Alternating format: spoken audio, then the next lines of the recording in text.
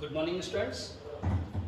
बेटा आज हम परिसंचरण तंत्र का 4th लेक्चर डिस्कस करेंगे। रक्त के कार्य। क्या बेटा? रक्त के कार्य। ठीक है, देखो रक्त के कार्य क्या क्या होते हैं। रक्त का मेन कार्य होता है परिवहन का कार्य। किसका? परिवहन का कार्य, ट्रांसपोर्ट का काम। तो रक्त 4 चीजों का ट्रांसपोर्ट करता है। किसका? गैसों का ट्रांसपोर्ट करता है। किसका? गैसों का, खाद्य पदार्थों का, हार्मोनों का, उत्सर्जी पदार्थों का ट्रांसपोर्ट करता है। तो अपन एक एक करके डिस्कस करते हैं। तो पहला आता है अपन का ऑक्सीजन व CO2 का परिवहन। देखो बेटा ऑक्सीजन और CO2 का परिवहन कैसे करता है रक्त। एक्चुअली ब्लड में, रक्त में जो आरबीसी होती है, आरबीसी में क्या होता है, श्वसन बढ़ने पाया जाता है, इसे क्या बोलते हैं? हीमोग्लोबिन। क्या बोलते हैं बेटा? हीमोग्लोबिन। हीमोग्लोबिन को हम HbV लिखते हैं। ये हीमोग्लोबिन क्या होता है? ऑक्सीजन और CO2 के ट्रांसपोर्ट के लिए, ऑक्सीजन और CO2 के परिवहन के लिए जिम्मेदार होता है। देखो कैसे। एक्चुअली लंग्स के पास, मतलब फुफ्फुस के पास, फुफ्फुस के पास, ठीक है, यहां क्या होता है, ऑक्सीजन का आंशिक दाब अधिक होता है और CO2 का आंशिक दाब कम होता है।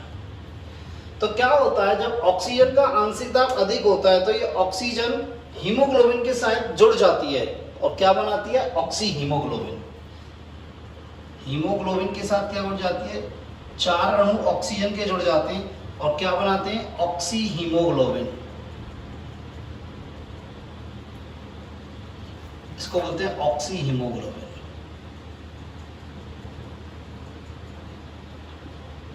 ठीक है बेटा, ये ऑक्सी हीमोग्लोबिन रक्त के द्वारा, भाई आरबीसी में रक्त के द्वारा कहां पहुंचता? कोशिकाओं के पास। कहां पहुंचता बेटा? ये रक्त के द्वारा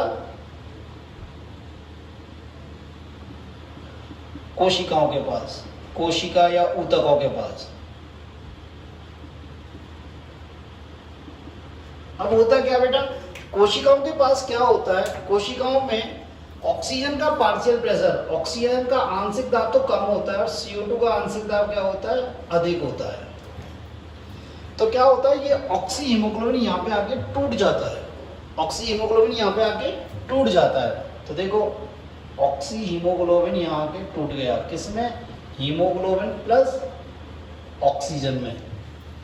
हीमोग्लोबिन प्लस ऑक्सीजन में। और ये ऑक्सीजन कहाँ प्रवेश कर जाती है? इन कोशिकाओं में प्रवेश कर जाती है। क्या कर जाती है? कोशिकाओं में प्रवेश कर गई। तो लंग्स से और कोशिकाओं तक ऑक्सीजन का परिवहन हो गया।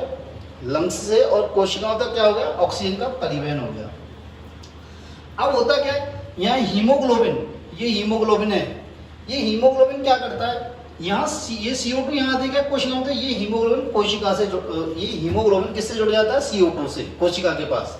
तो कोशिका के पास क्या हो जाता है, हीमोग्लोबिन किससे जुड़ जाता है? CO2 से। और क्या बनाता है? कार्बमिनो हीमोग्लोबिन। क्या बनाता है बेटा? कार्बमिनो हीमोग्लोबिन।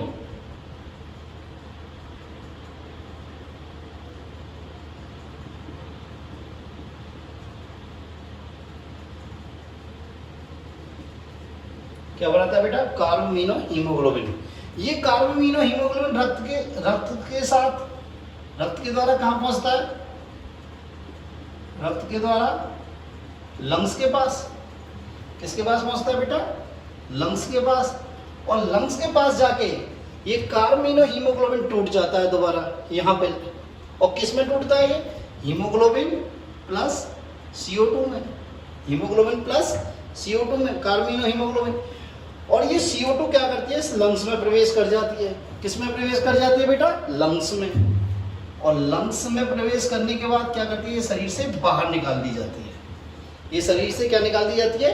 बाहर निकाल दी जाती है। तो देखो लंग्स से और कोशिकाओं तक ऑक्सीजन का ट्रांसपोर्ट किस रूप में हुआ? ऑक्सी हीमोग्लोबिन के रूप में। ऑक्सीजन का परिवहन किसके रूप में हुआ? ऑक्सी हीमोग्लोबिन के रूप में। और कोशिकाओं से CO2 का, कोशिकाओं से CO2 का, मतलब कोशिका से और लंग्स तक CO2 का परिवहन किसके रूप में हुआ? कार्बमिनो हीमोग्लोबिन के रूप में। किसमें? कार्बमिनो हीमोग्लोबिन के रूप में। ठीक है, तो अपन इसे कैसे लिख सकते हैं शॉर्ट फॉर्म में?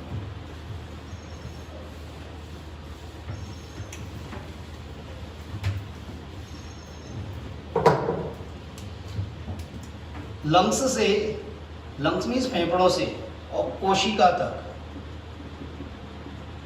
ऑक्सीजन का परिवहन किस रूप में हुआ? ऑक्सी हीमोग्लोबिन के रूप में।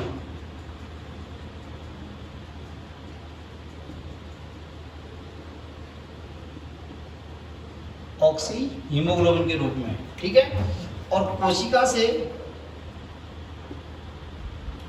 लंग्स तक CO2 का परिवहन किसके रूप में हुआ? कार्मिनो हीमोग्लोबिन के रूप में।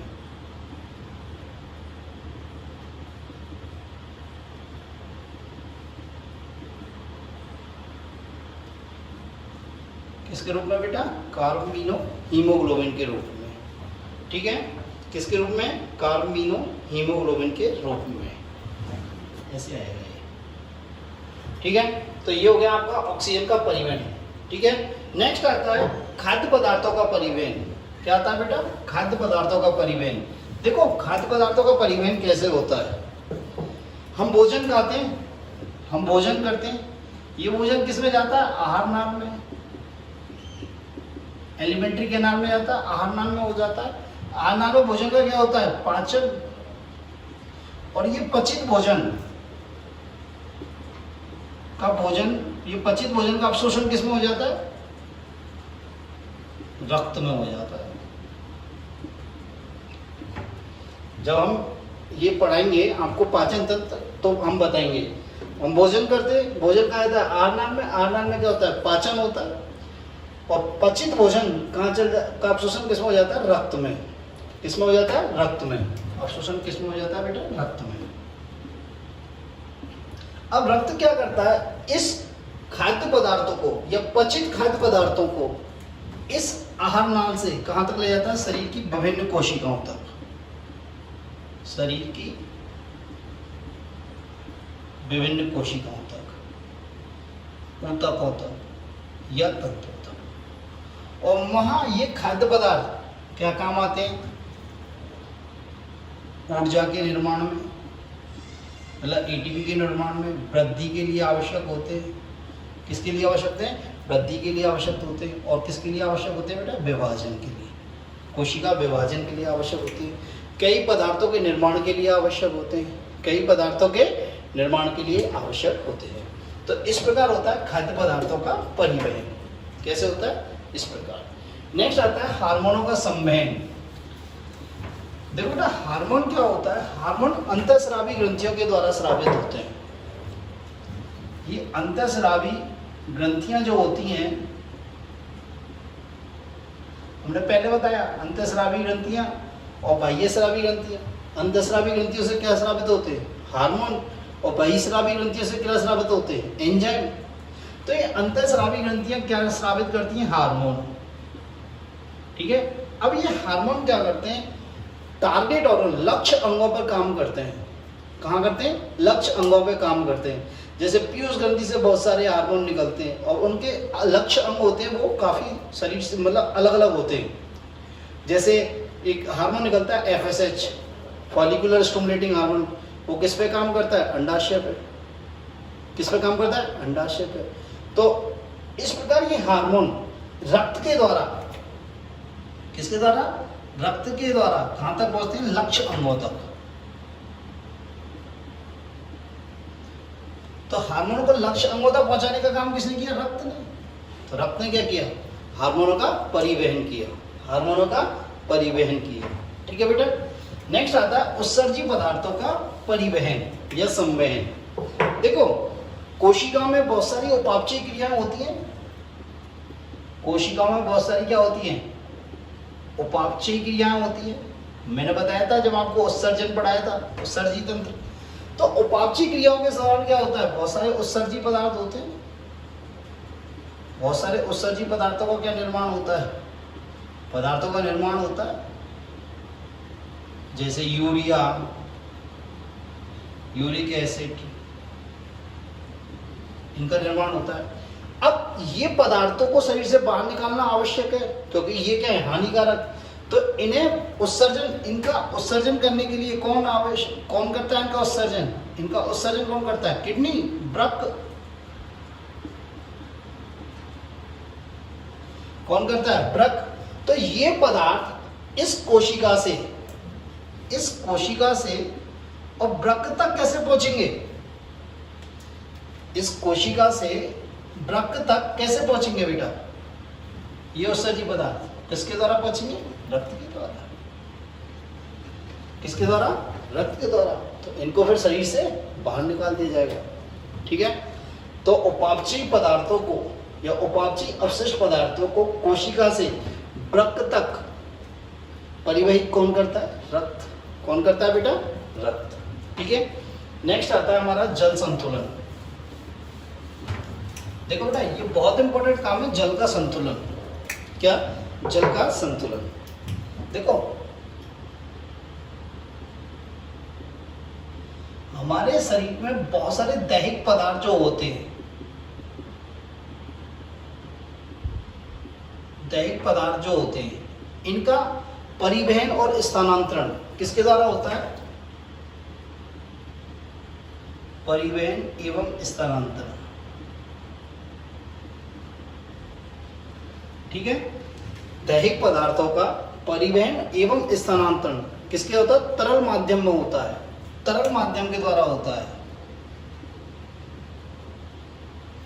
मतलब जल के द्वारा होता है। किसके द्वारा होता है? जल के द्वारा होता है। दूसरी बात, हमारी कोशिकाओं में जितनी भी जैव रासायनिक क्रियाएं हो रही हैं,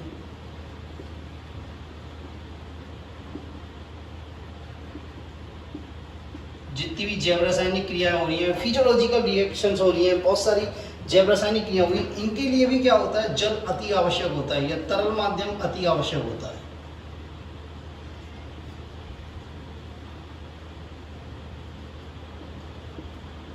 देखो, तरल माध्यम का आवश्यक होना एक कारण ये भी है कि जितने भी एंजाइम होते हैं उनकी क्रियाशीलता जलीय माध्यम में ही होती है। किसमें होती है क्रियाशीलता? जलीय माध्यम में। और जैव रासायनिक क्रियाओं के लिए बहुत सारे एंजाइम आवश्यक होते हैं। ठीक है, तो इन कोशिकाओं को जो क्वांटिटी रिक्वायर्ड है, जल की जो आवश्यकता है, उस आवश्यकता की पूर्ति कौन करता है? रक्त। तो जल की आवश्यकता की पूर्ति कौन करता है? रक्त। तो इन कोशिकाओं को जल की आवश्यकता की पूर्ति कौन करता है बेटा? रक्त करता है। बात समझ में आई? भाई, दैहिक पदार्थों का परिवहन और स्थानांतरण किसमें होता है? तरल माध्यम में, मतलब जलीय माध्यम आवश्यक है उसके लिए। दूसरी बात, कोशिका में जितनी जैव रासायनिक क्रियाएं हो रही हैं उनके लिए जलीय माध्यम आवश्यक है, तरल माध्यम आवश्यक है। क्यों? क्योंकि एंजाइम किसमें एक्टिव होते हैं? जलीय माध्यम में। तो इस जलीय माध्यम, इस कोशिका को जलीय माध्यम या जल की आपूर्ति कौन करेगा? रक्त। ठीक है, यदि हमारे शरीर में जल की मात्रा अधिक है, जल की मात्रा अधिक है, तो रक्त क्या करेगा? ब्लड क्या करेगा? इस जल को कहाँ भेज देगा? किडनी में। किसमें? किडनी में भेज देगा। और किडनी से कहाँ निकाल दिया जाएगा? जो अधिक मात्रा में जल है उसे बाहर निकाल देंगे। अधिक मात्रा में जो जल है उसका क्या कर दिया जाएगा? उत्सर्जन कर दिया जाएगा। क्या कर दिया जाएगा? उत्सर्जन। तो जल क्या कर रहा है? तो ब्लड क्या कर रहा है? हमारे शरीर का जल संतुलन को बनाए रख रहा है, वाटर रेगुलेशन कर रहा है। बात समझ में आई? नेक्स्ट आता है रोगों से बचाव।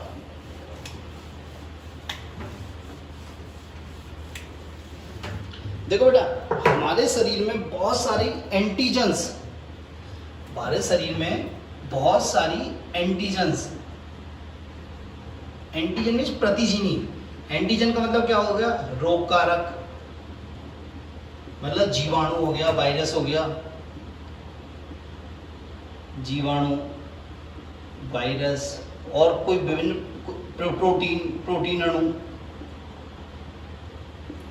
ठीक है, बहुत सारे रोग कारक प्रोटीन अणु। ठीक है, जब ये शरीर के अंदर प्रवेश करते हैं तो हमारे रक्त में उपस्थित भक्षाणु, हमारे ब्लड में उपस्थित भक्षाणु कौन? भाई देखो, क्या कहें? न्यूट्रोफिल्स हैं, मोनोसाइट्स हैं, बी लिम्फोसाइट्स हैं, टी लिम्फोसाइट्स हैं। ये सब क्या करते हैं? इनका भक्षण कर जाते हैं, इन रोग कारकों का भक्षण कर लेते हैं। क्या कर लेते हैं बेटा? रोग कारकों का भक्षण कर लेते हैं। ठीक है, एंटीजन सॉरी। हमारे शरीर में जब कोई रोग कारक, जीवाणु, वायरस और भी बहुत सारे तमाम सारे माइकोप्लाज्मा है, अमीबा है, प्रोटोजोआ है, फंगस है, ठीक है, कवक है, प्रोटीन अणु है, जब ये एंट्री करते हैं बॉडी के अंदर तो क्या होते हैं, ब्लड में उपस्थित भक्षाणु, न्यूट्रोफिल्स और मोनोसाइट, मैंने बताया था न्यूट्रोफिल और मोनोसाइट्स आपस में मिलकर कहते हैं भक्षण तंत्र का निर्माण करते हैं शरीर में। तो ये क्या करते हैं, रोग कारकों का भक्षण कर लेते हैं, रोग कारकों का भक्षण कर लेते हैं। एक वर्ड आता है एंटीजन, होती क्या है, क्या बेटा एंटीजन क्या होती है? देखो एंटीजन क्या होती है, जैसे शरीर में जो बाहर से प्रवेश कर रही हैं रोग कारक, प्रोटीन के अणु, वायरस, जीवाणु, ये सब क्या है, एंटीजन है। क्या है ये, एंटीजन। और ये एंटीजन शरीर में प्रवेश करने के बाद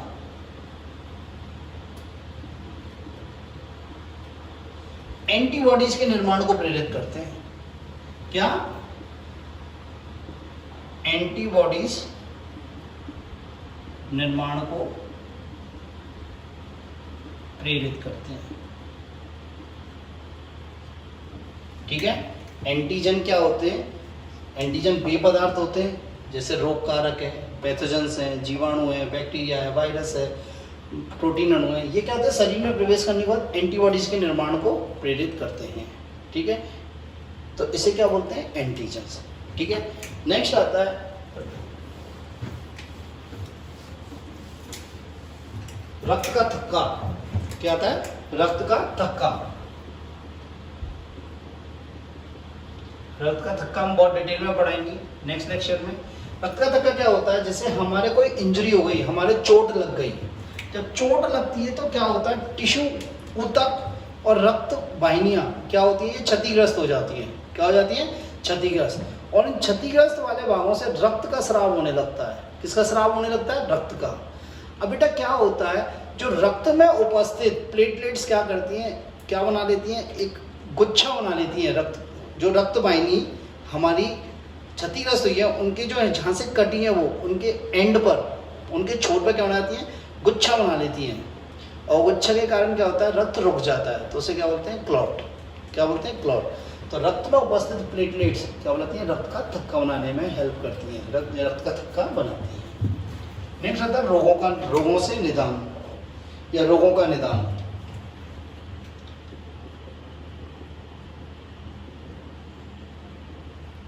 देखो ना, रोगों का निदान कैसे, हम कभी भी हमें कोई डिजीज हो गई, मान लो हमें कोई इन्फेक्शन हो गया या कुछ हो गया, तो डॉक्टर हमें क्या लिखता है, एक ब्लड टेस्ट लिखता है, ब्लड टेस्ट लिखेगा। या मान लो हमें लगता है हमें डायबिटीज हो गई या हमें थायराइड दिखती है, तो हार्मोन का लेवल चेक करवाएगा, एंजाइम का लेवल चेक कराएगा, ठीक है। तो ये सब चीज़ें किस में चेक कराएगा, ब्लड में। किस में चेक कराएगा वो, ब्लड में। तो ब्लड रिपोर्ट लिखता है, हम लैब पे जाते हैं, ब्लड, वो लैब वाला क्या होता है, ब्लड का सैंपल लेता है और चेक करता है। तो चेक करता है तो क्यों चेक, अब उस चेक करने से हमें क्या होगा, जैसे मान लो हमें कोई इन्फेक्शन हुआ है, क्या हुआ, इन्फेक्शन हुआ है, तो हमारी क्या है, WBC, न्यूट्रोफिल्स बढ़ी हुई आएंगी। न्यूट्रोफिल्स क्या आएंगी, बढ़ी हुई आएंगी। मैंने कहा ल्यूकोसाइटोसिस पढ़ाया था। यदि मान लो मैं टाइफाइड हो गया है तो WBC का काउंट क्या आएगा, डाउन, मतलब कम आएगा, ठीक है। यदि मान लो हमको डायबिटीज हो गई है तो हमारे ब्लड में क्या आएगी, ग्लूकोज की मात्रा आएगी, ब्लड में क्या आएगी, ग्लूकोज की मात्रा होगी। यदि मान लो हमें थायराइड हो गया है, ठीक है, तो क्या होगी, हमारे शरीर में थायराइड हार्मोन की कमी आएगी। क्या आएगी, कमी आएगी। तो ये सब चीज़ों का पता किससे लगाया जा सकता है, ब्लड से ही पता लगा जा सकता है। किससे, ब्लड से ही पता लगाया जा सकता है, ठीक है। चोटों की मरम्मत, नेक्स्ट आता है चोटों की मरम्मत। देखो ना, चोटों की मरम्मत क्या है, जब हमारे कहीं चोट लग गई है, क्या लगी है, चोट लगी है, घाव हो गया है। अब क्या होता है, वो घाव थोड़े दिन बाद भर जाता है, घाव थोड़े दिन बाद भर जाता है। तो क्या होता है, जो हमारे रक्त में WBC होती है, ब्लड में जो WBC होती है, वो दो काम करती हैं। एक तो क्या करती है, जो चोट वाले स्थान पर जो रोगाणु प्रवेश करते हैं उनका भक्षण कर लेती है, रोगाणुओं के प्रवेश को रोकती है, भक्षण कर प्रवेश को रोकती है, शरीर में प्रवेश को रोकती है। और ये WBC क्या करती है, ये क्या करती है बेटा, कोशिका विभाजन को प्रेरित करती है, कोशिका विभाजन एवं वृद्धि को प्रेरित करती है।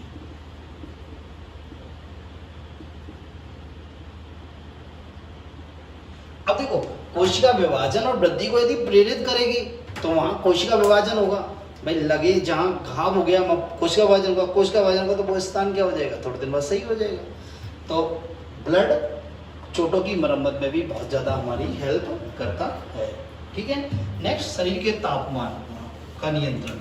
देखो, रक्त शरीर के ताप नियंत्रण में भी बहुत ज़्यादा इम्पोर्टेंट रोल रखता है, बहुत ज़्यादा इम्पोर्टेंट रोल रखता है। ठीक है, वो मैं आपको जब मैंने अध्यावरणीय तंत्र पढ़ाया था तब मैंने आपको थोड़ा बहुत डिस्कस किया था। ठीक है, तो ये हो गए आपके रक्त के कार्य। क्या हो गए बेटा, रक्त के कार्य। ठीक है।